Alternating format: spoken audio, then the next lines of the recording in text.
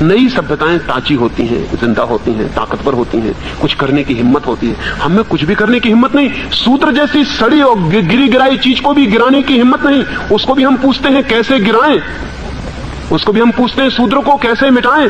शूद्र को मिटाने के लिए क्या करना पड़ेगा? कुछ करना पड़ेगा? सिर्फ मुल्क सोच ले और शूद्र आज मिट गया। कुछ मिटाने के लिए कुछ उपाय करना पड़ेगा। शूद्र कोई टीबी, कोई कैंसर है कि कोई इलाज करना पड़ेगा? सिर्फ मान्यता है। एक आदमी शूद्र है, सिर्फ ये मान्यता है। मान्यता को मिटाने के लिए भी कुछ करना पड़ेगा। सिर्फ मान्यता छोड़ देनी पड़ेगी, लेकिन वो मान्यता भी नहीं छोड़ पा रहे हैं, वो मान्यता भी नहीं मिट पा रही। तो हद हो गई, शायद हम कुछ भी करने में समर्थ नहीं रह गए। मैं किसी आदमी को नीचा ऊंचा नहीं मानता हूं। एक मित्र ने पूछा है कि ये शूद्र पैदा क्यों हो गए, ये हरिजन पैदा क्यों हो गए हैं? पैदा हो जाने का कारण है,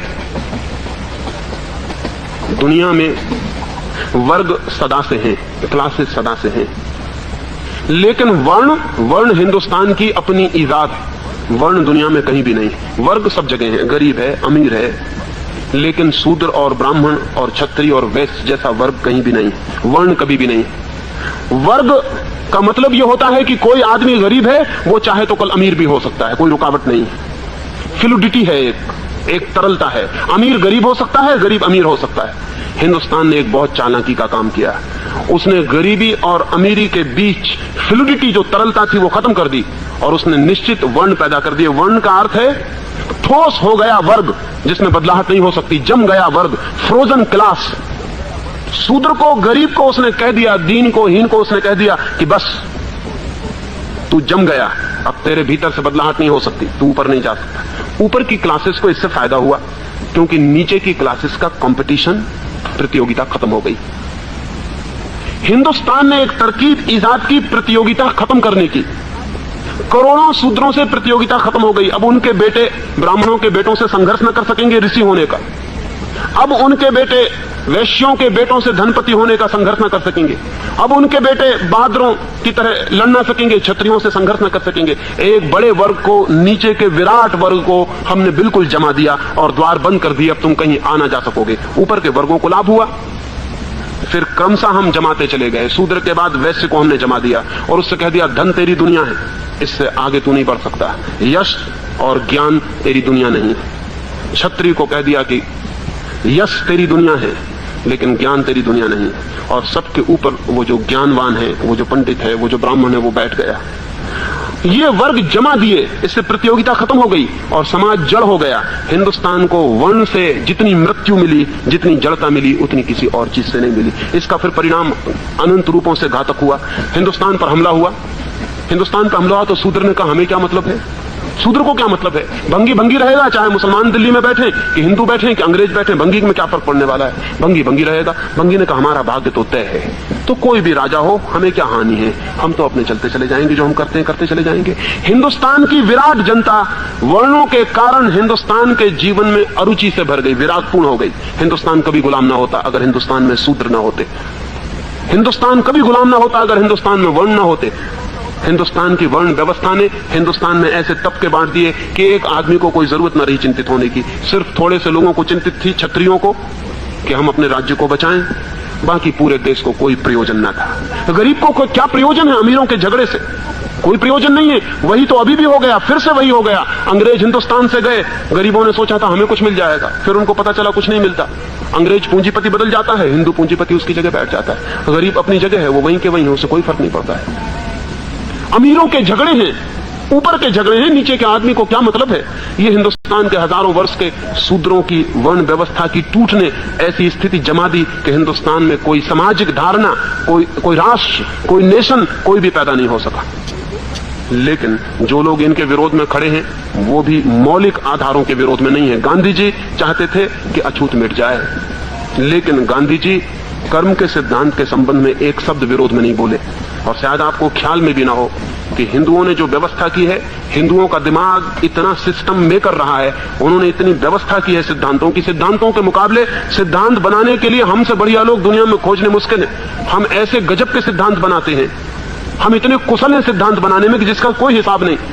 शूद्र हमने ऐसे ही खड़ा नहीं कर दिया, हमने पूरी मनोवैज्ञानिक दार्शनिक पृष्ठभूमि बनाई। हमारा कहना यह है कि जो आदमी जैसे कर्म करता है वैसा उसे जन्म मिलता है। शूद्र वे हैं जिन्होंने पाप किए, वो शूद्र वर्ग में पैदा होते हैं। ब्राह्मण वे हैं जिन्होंने पुण्य किए हैं, वो ब्राह्मण वर्ग में पैदा होते हैं। पिछले जन्मों में जिन्होंने जैसे कर्म किए हैं उनके 4 विभाजन, और उन 4 विभाजनों में लोग पैदा होते हैं। इसलिए शूद्र भी बेचारा राजी हो गया, उसने कोई बगावत नहीं की। उसने कहा कि ठीक है, हमने पिछले जन्म में बुरे कर्म किए होंगे इसलिए हम शूद्र हो गए हैं, अब अच्छे कर्म करेंगे तो अगले जन्म में ब्राह्मण हो जाएंगे। अगले जन्म की आशा में वो आज शूद्र होने को राजी हो गया। हिंदुस्तान का शूद्र राजी है, अगले जन्म की प्रतीक्षा कर रहा है। और हिंदुस्तान का दिमाग बेईमान है, जिसको भी राजी करवाना हो उसे अगले जन्म का प्रलोभन दे दो, वो राजी हो जाता है। जब तक ये कर्म की विचार सरणी न टूटे और जब तक हम इसकी पुनर्व्याख्या न करें तब तक शूद्र को मुक्त होना बहुत मुश्किल मामला है।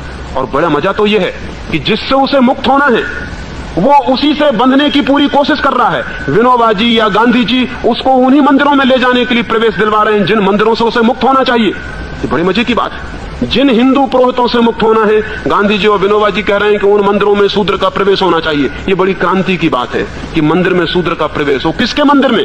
उसी मंदिर में जिसने उसे शूद्र बनाया, उन्हीं पुरोहितों के मंदिर में जिनने उसको हजारों वर्षों तक पीड़ित किया और शोषित किया। मैं तो कहूंगा एक शूद्र को किसी मंदिर में नहीं जाना चाहिए। अगर सारे ब्राह्मण पैर पड़े तो भी नहीं जाना चाहिए, क्योंकि उस मंदिर में क्यों जाना जिस मंदिर ने तुम्हें तोड़ा और नष्ट किया और बर्बाद किया और शोषण किया। लेकिन गांधी जी और उनके सब साथी कहते हैं कि मंदिर का द्वार खोलो, हम शूद्र को मंदिर में ले जाएंगे। बड़ी क्रांति हो रही शूद्र को मंदिर में ले जाने की। ये ब्राह्मण का ढीला पंजा जो हो रहा है उसको फिर कसे जाने की तरकीब है। फिर ब्राह्मण के हाथ में पहुंच जाएगा ये शूद्र उसके मंदिर में जाते ही। आज वर्ण टूटने के करीब आ गए हैं, व्यवस्था टूटने के करीब आ गई, उसको फिर से नई शक्ल देके फिर उसको उसी व्यवस्था के भीतर रखने की कोशिश चल रही है। डर है कि कहीं शूद्र हिंदुओं के बाहर न चला जाए। लेकिन शूद्र को हिंदू के भीतर रहने की जरूरत क्या है? सच तो यह है किसी को भी हिंदू होने की जरूरत क्या है, किसी को मुसलमान होने की जरूरत क्या है? आदमी होना पर्याप्त है। और जिसको आदमी होना पर्याप्त नहीं मालूम होता वो हिंदू या मुसलमान होने से कुछ और विकसित नहीं हो जाएगा। आदमी होना काफी है। हिंदुस्तान में एक क्रांति की जरूरत है कि शूद्र तो कह ही दें कि अब हम हिंदू नहीं हैं, लेकिन बहुत से वे लोग जो शूद्र नहीं है और बुद्धिमान हैं वे भी कह दें कि हम हिंदू नहीं हैं। और बहुत से वे लोग जो बुद्धिमान हैं कह दें कि हम मुसलमान नहीं हैं। बहुत से वे लोग जो बुद्धिमान हैं कह दें कि हम जैन और ईसाई नहीं हैं, हम आदमी हैं। और अगर हमें खोज लगनी है सत्य की, अगर हमें प्रभु को खोजना है तो हम खोजेंगे, लेकिन हिंदू के मंदिर में नहीं, मुसलमान के मंदिर में नहीं। इतनी बड़ी दुनिया उसका मंदिर है, हम यहीं खोजेंगे। हम क्यों किसी मंदिर की बंद दीवारों के भीतर जाएं? इतना विराट मंदिर है उसका, हम इसका दर्शन यहीं करेंगे। लेकिन इसकी हिम्मत शूद्र भी नहीं जुटा पाते। वो भी कहते हैं हम हरिजनों को अधिकार दो, हम हरिजनों को जगह दो, मंदिर का द्वार खोलो, हम भीतर प्रवेश करेंगे। तुम किससे अधिकार मांगते हो? और ध्यान रहे, अधिकार मांगने वाले कभी भी स्वतंत्र नहीं हो सकते। अधिकार मांगने वाले कैसे स्वतंत्र हो सकते हैं? जिनसे अधिकार मिलेंगे वे उनके परतंत्र बने ही रहेंगे। और जिन्होंने हजारों वर्षों तक दिमागी सांचे बना के आदमी को कसा है वो इतने होशियार हैं कि वो नए सांचे बना लेंगे और फिर कस लेंगे। नहीं, सब जाल तोड़ के बाहर आने की जरूरत है। किसी हिंदू मंदिर में किसी शूद्र को जाने की जरूरत नहीं, और किसी शूद्र को अपने को हरिजन कहने की जरूरत नहीं। आदमी कहना काफी। तो मुझसे मत पूछे कि मैं हरिजन के घर में क्यों नहीं ठहरता। मैं घर में ठहरता हूं, हरिजन और गैर हरिजन से मुझे कोई मतलब नहीं। आप आ जाएं मुझसे कहें कि चले मेरे घर, वहां मैं ठहर जाऊंगा। लेकिन अगर जरा भी आपको भ्रम हो और आप प्रचार करें कि हरिजन के घर में ठहरा हूं, तो ऐसे पागलपन में मैं नहीं जाने को राजी होऊंगा। ये पागल घर है, आदमी का घर होता है। मैं मेहमान बन सकता हूं आदमी का, हरिजन वगैरह से मुझे कोई मतलब नहीं है। हजार कारण हो सकते हैं लेकिन एक ही कारण काफी है।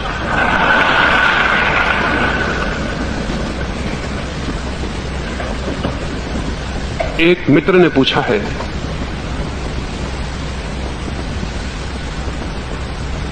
कि विचार छोड़ दें, कैसे छोड़ दें? विचार छूटेगा कैसे? सुबह आपने कहा कि विचार छोड़ दो और निर्विचार हो जाओ, लेकिन विचार कैसे छोड़ दें? इसे थोड़ा समझना उपयोगी है। मैं ये मुट्ठी बांधे हुए हूं और आपसे आके पूछूं कि ये मुट्ठी मुझे खोलनी है, कैसे खोलूं? तो आप क्या कहेंगे? आप कहेंगे बांधो मत, मुट्ठी खुल जाएगी। बांधो मत। खोलने के लिए कुछ भी नहीं करना पड़ता, बांधने के लिए कुछ करना पड़ता है। बांधने के लिए मुझे श्रम करना पड़ रहा है मुट्ठी। अगर मैं न बांधूं तो मुट्ठी खुल जाएगी। खुला होना मुट्ठी का स्वभाव। इसमें दो बातें समझ लेनी जरूरी है। एक, विचार हम कर रहे हैं, पकड़े हुए हैं, इसलिए चल रहा है। तो ये मत पूछें कि हम विचार को कैसे छोड़ें, ये पूछें कि हम विचार को कैसे पकड़े हुए हैं। और पकड़ने की तरकीब ख्याल